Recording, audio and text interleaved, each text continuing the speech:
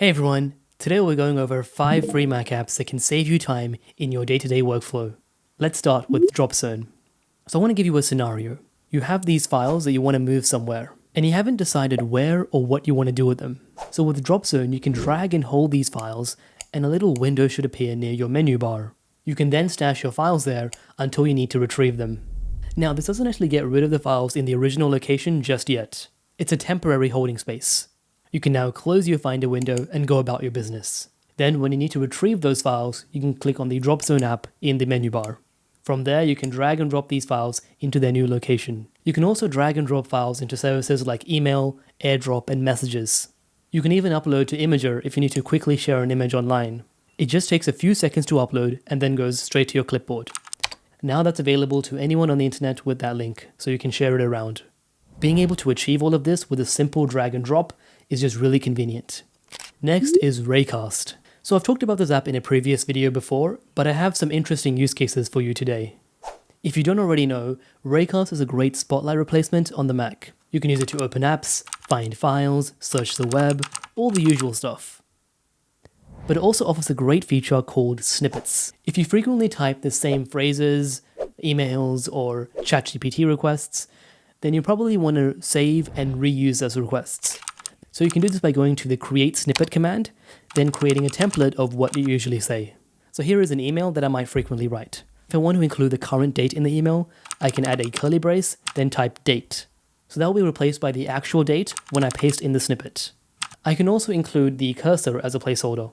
So because the recipient may change, I want the text cursor to appear up here, so that I can quickly then add in their name after pasting the snippet. Finally, I'm going to give a keyword that will identify the snippet. So if I'm just typing this keyword somewhere, Raycast will detect it and then replace it with the actual snippet. Now it's important that this keyword doesn't clash with everyday writing. Otherwise, you might end up pasting the snippet when you don't mean to. So I like to append my keywords with a semicolon because that's rarely used in English, and when it is used, there's always a space afterwards. So this keyword shouldn't clash with everyday writing. Snippets can be a great tool to use with ChatGPT. So let's say that you tend to read long articles and you frequently ask GPT to summarize the text. For example, summarize the following. Put it in layman's terms for a general audience and focus on the main findings and conclusions. Keep it under 200 words. Or maybe you just want the stats. You might write, extract the statistics and figures from this text. Present them in an easy to understand format. Turning these into snippets can save you a lot of time when you need to reuse that same kind of prompt. Now, another very useful feature with Raycast is clipboard history. By default, your Mac will only remember the last file you saved to your clipboard. But most of us will be copying and pasting a lot of stuff. And sometimes you just need to retrieve something you copied a while ago. So if you open up Raycast and type in clipboard history, you can see a long list of everything you've copied. That includes text, images, and other files. You can just scroll down or search for the particular thing that you've copied before. Then if you just click enter, it will paste it. Now in the settings, I've set my history to the last 7 days. That means that any item in my clipboard will be removed once it's been there for longer than that. That's never been an issue for me, but you can set it for as long as 3 months. Next up on the list is QuickGPT. It's just ChatGPT on the menu bar. So if you quickly need to ask of something, there's no need to open up your browser and go to the website.